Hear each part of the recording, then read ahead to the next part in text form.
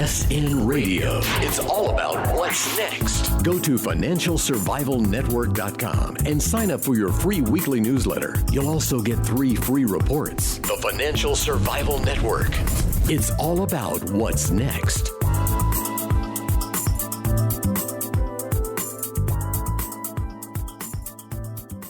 And welcome. You are listening to the Financial Survival Network. It is Wednesday. That means what is going on? What can we do about it? Where are we headed? Wednesday with Andrew Hoffman. It's after a long weekend, and I was off to Austin, Texas. You heard me talk about it before. It poured like we were getting ready for the 500 or 1,000-year flood while I was there, but still had a great time. My son graduated. He will soon officially be off the family payroll, which I can't wait. But more importantly, he gets to face the new economy, but he's prepared for it, amazingly enough.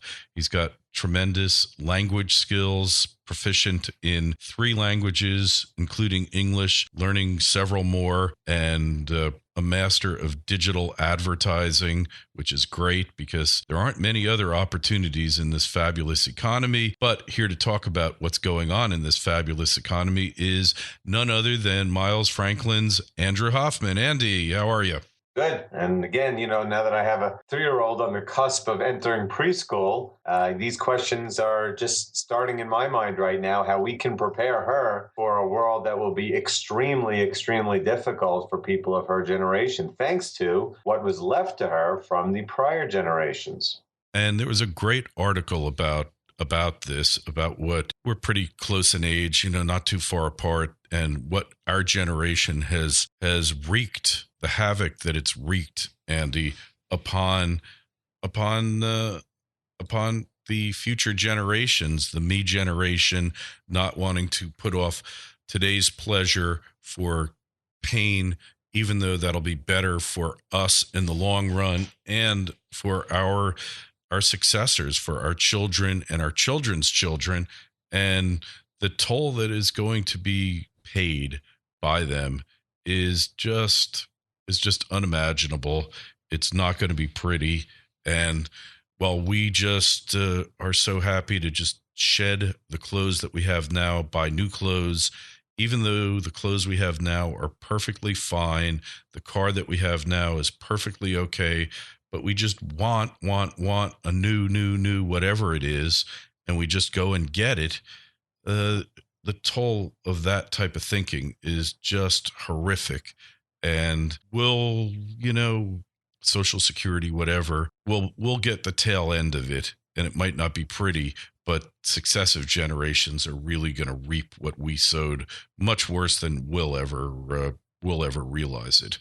I think of what, Harry Dent, who's become our kind of arch enemy in our world because he says such nonsensical things about precious metals. One of the things he said was, well, everything's fine because of technology. I mean, back then people had to, walk from place to place, and now they could do this and blah, blah, blah. But technological innovation has nothing to do with the emergence of an economy. And, when you're talking about technology, the reasons we're having all of these problems are technology. They could never have done all this manipulation of markets and interest rates and the spreading of some fraudulent information without technology. So the point is, technology is a dual-edged sword, and and it's just as dangerous as it is powerful in a good way. It's kind of like the Force, and so hopefully, the handful of people that know how to harness it, for its benefit are the ones that are going to survive. Hopefully your son is one of those people, and hopefully my daughter behind him is as well. Yeah, we can only hope, but there's a limit. There's a limit to how much you can immunize yourself from the coming torrent, and all I can do is pray. I don't think the kids, American kids, especially that had good educations and they've got good jobs now, they think everything's okay. But and I know that there's a lot more to it than that, unfortunately. Well, the fact is that most people with good educations coming out today don't have good jobs. I mean, we have record low not only record low home ownership and record high unemployment rates, but we have record low family formations. People aren't getting married and having kids because they can't afford it anymore.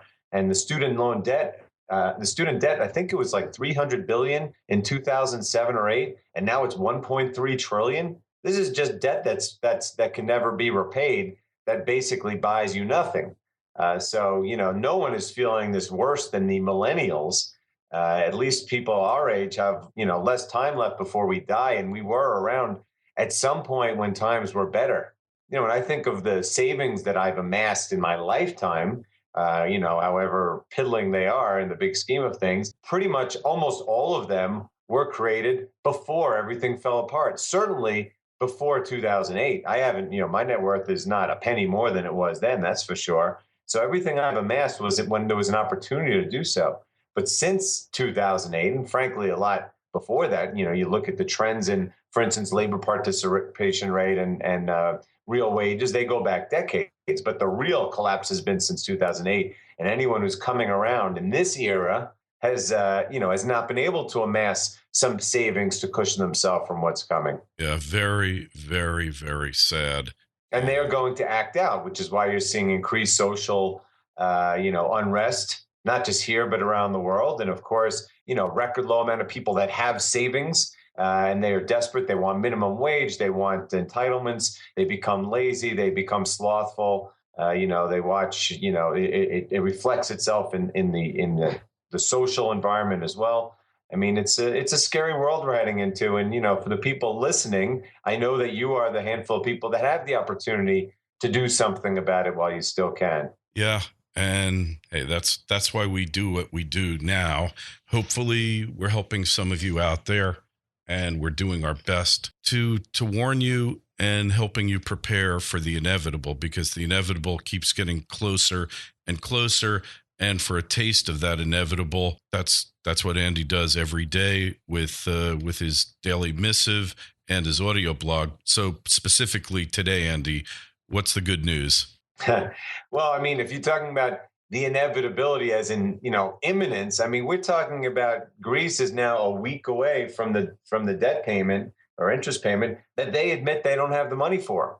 And there's no talks going on, nothing. We're a week away, June 5th. I mean, look, if it's not June 5th, I mean, clearly June 20th is that 4-week extension ends where they need to get a whole new bailout of, I think it's like $100 billion. They're clearly not going to get that. I mean, that is imminent right there.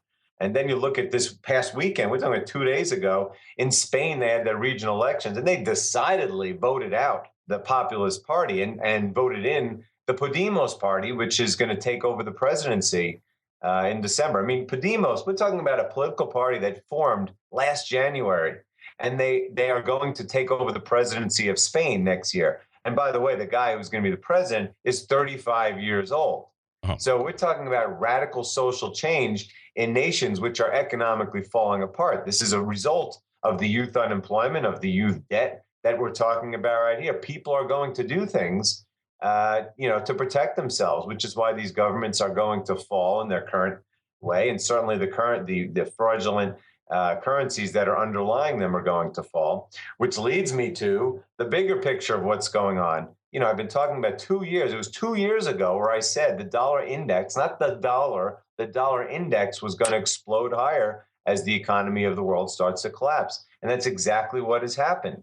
You can make up all the excuses, the euro, this and that.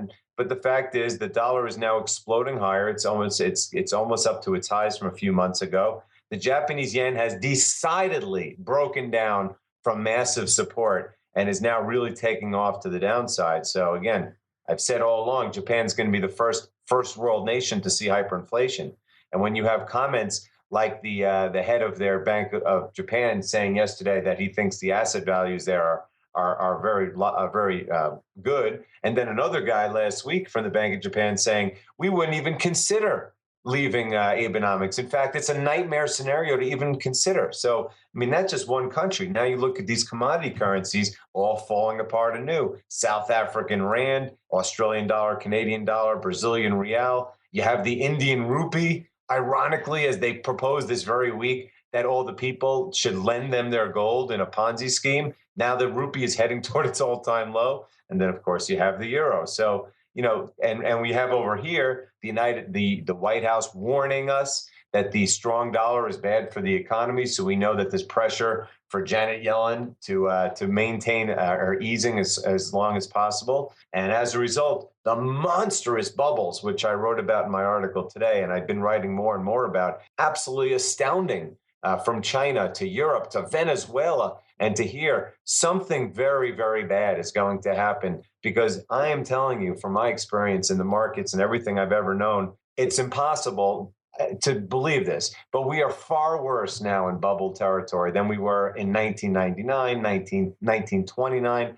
This is the biggest and best of all time, and it's going to end so horribly and probably a lot sooner than most people can imagine. Yeah, that's really sad that it can have been allowed to get to this point. It was preventable many times up to now, but now it's just too late, and whatever's going to happen just has to be allowed to happen, I'm afraid. Well, no, it doesn't. It won't be allowed. That's the whole point.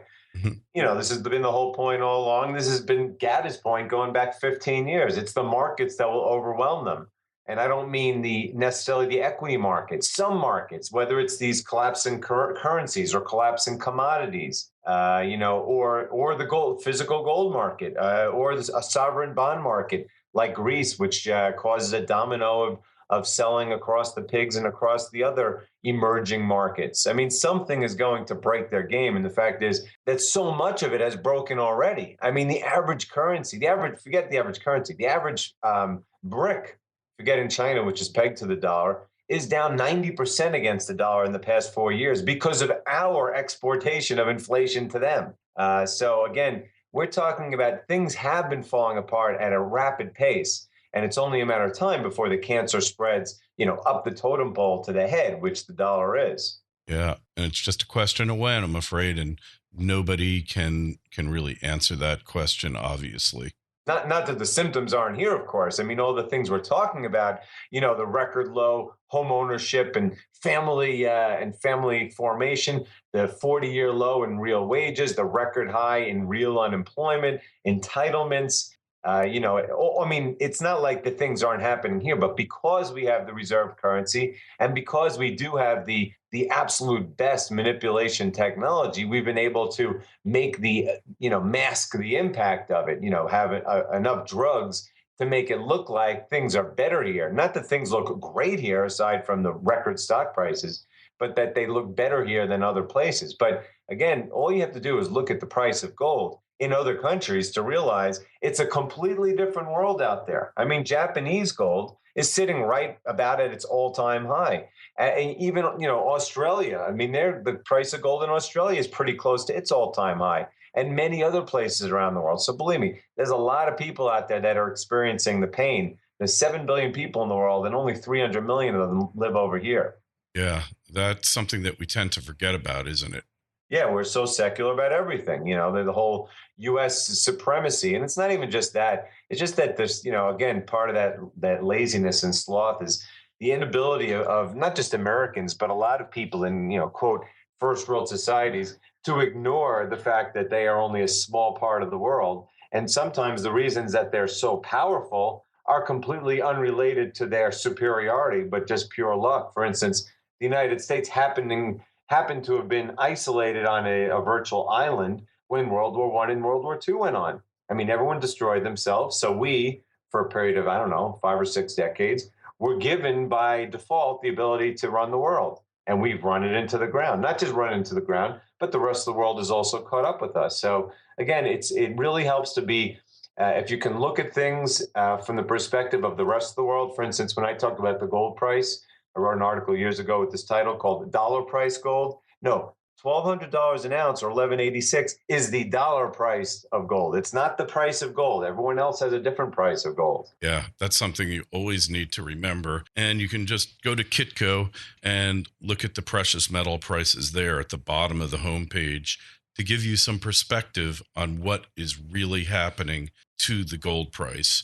Better yet, don't go to Kitco. Yeah. They're the last place you should go to. I think there's a website called Y Charts. Yeah. If you just Google in, for instance, gold price in euros, they always come up on the top, and you'll see far better information than Kitco, and also a far better source of information. Yeah, just give us that site again, please, Andy.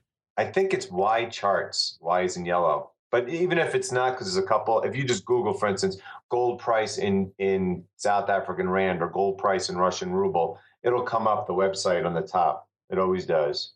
I like that. And always check all the gold prices, not just the US price, because that's a myopic way of looking at it. And you need to be cognizant of everything that's happening, not just in the US. US centricity is going to be your downfall. And what else do we have going on here, Andy? I mean, there's a lot of items in the news here. Well, let's see. These elections, again, I can't emphasize enough. One of my predictions in my end of year predictions was called the not Power of the People. What was it called? Revenge of the People.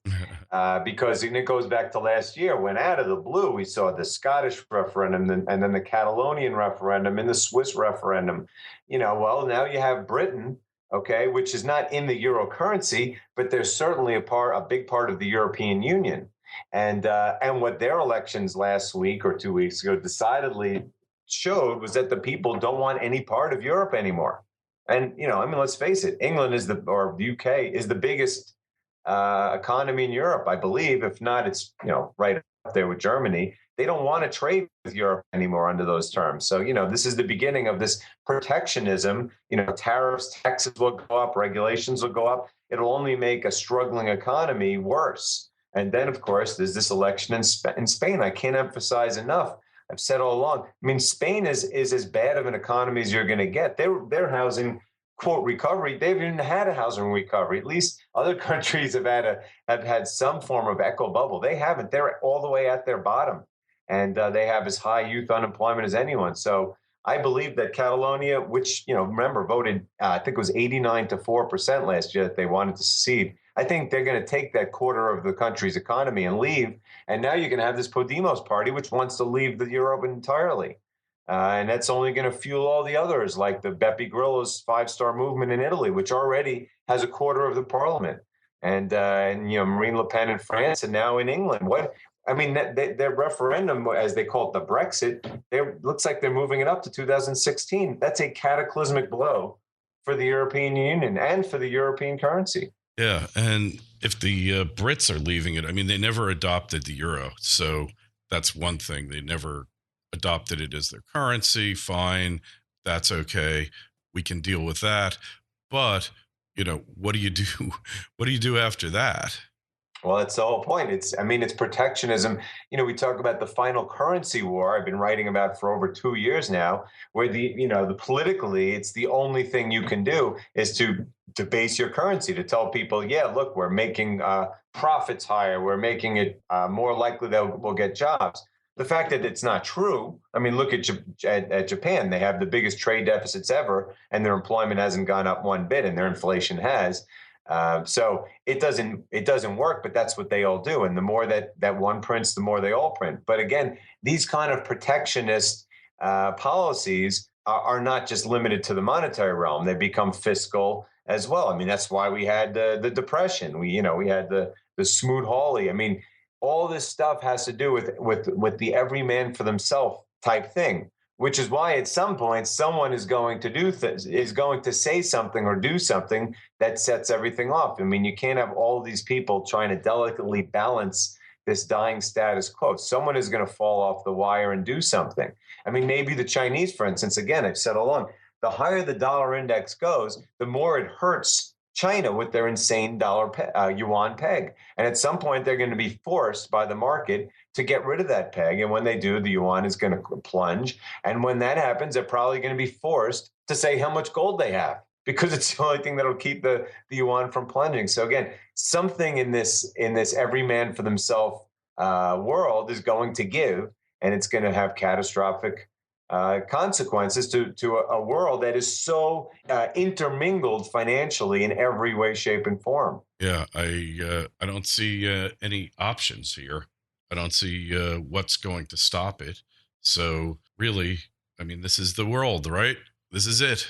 Yeah, and in my last topic, you say, "What's going on?" I'm just going to keep telling people, watch those mining stocks. I'm telling you, because something's going to give soon. I predicted, earlier this year, I predicted Barrick and Newmont are going to have to merge and start this whole consolidation phase so these companies prevent bankruptcy across the board. I mean, the junior industry is dead. There's nothing left. You can't even say, well, they'll recover. There's nothing to recover from. They're gone. With maybe a handful of companies that are still even surviving. But these are big companies. I'm looking at, Harmony Gold, these South Africans, Goldfields. These are companies that could potentially, Coeur d'Alene over here, that could potentially be in bankruptcy if prices are not higher 12 months from now. So I think you're going to see this big consolidation wave. And with it, if you think that the capital expenditure cuts and production cuts that we've seen already, we were already at peak gold, you think they were bad, wait till this consolidation in the mining industry occurs, just like it did in the oil industry 15 years ago. And I'm telling you, it is coming soon. The cartel has pushed the limits on the to past the point of no return, unless the prices rocket higher in the very near term. Yeah, and I don't know what the odds are of that, but based on what's happened for the past 4 years, doesn't seem very likely, does it? Well, it's not a matter of, it doesn't seem likely. It's inevitable, right? It's going to happen. Heck, even your friend Martin Armstrong believes it's going to happen. And by the way, I love that he's set himself a date of like October 1st of this year, because if he's wrong, well, then he's got to start a new platform for his newsletter. But the point is, everyone knows it's coming, and it's not a matter of me to, people get so, the whole, the number one thing I learned in CFA school way back when, or finance school, is past is not prologue. Just because they've commandeered markets for a few years, it doesn't mean they're going to do it forever. When you're talking about blow off tops in historic bubbles with the global economy collapsing and money printing exploding, the odds of it going on much further are probably a lot less than people can imagine. But, everything is unprecedented. So we'll see. Can they keep gold prices below the cost of production this much longer? I don't know. Can they keep the Chinese market from imploding? I don't know. We'll see. They're sure trying their hardest. Have you seen the expansion of Chinese credit and what's happened to the Chinese stock market? All these people, all these Chinese housewives are just like opening up brokerage accounts like there's no tomorrow. That was months ago. That was before the real bubble started. The bubble started, of course, when last summer the Chinese government started easing monetary policy. And now they really started easing it. They've been lowering interest rates. They just started a backdoor QE program for their entire municipal, all the municipalities that are broke. They basically said you can swap your bonds for government bonds, which of course we will guarantee. So basically they've created not only the biggest construction, real estate, and credit bubble in history, but now they've created, to me, the biggest stock bubble. You can't even compare the Shake Shacks of the world to what's going on in China right now. They have doubled the stock market in 6 months, while the Chinese economy has fallen to its lowest level in 30 years. This is really scary stuff. It's hard to believe it's even going on, that trying to put words into it, but it's going to end so horribly. Remember, China is still just a communist economy. It's completely run by a bunch of morons. Yes, they buy gold because there's a history of gold, but that has nothing to do with how they're managing the economy. They've run it into the ground. And of course, they've got this cancerous peg to the dollar, which at some point has to be broken. Yeah, one would think that this would have to come about, and yet, like you say, they keep kicking the can down the road, and it's just not happening yet. But it will happen.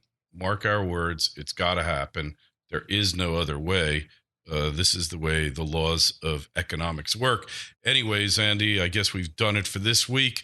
Check out Andy's work, milesfranklin.com. Get his daily missive and check out his audio blog. And while you're at it, check out financialsurvivalnetwork.com. Check out our latest free webinar with Rick Rule and John Embry. Much of what Andy said is included therein. And Andy, we will talk to you next week. As always, looking forward to it.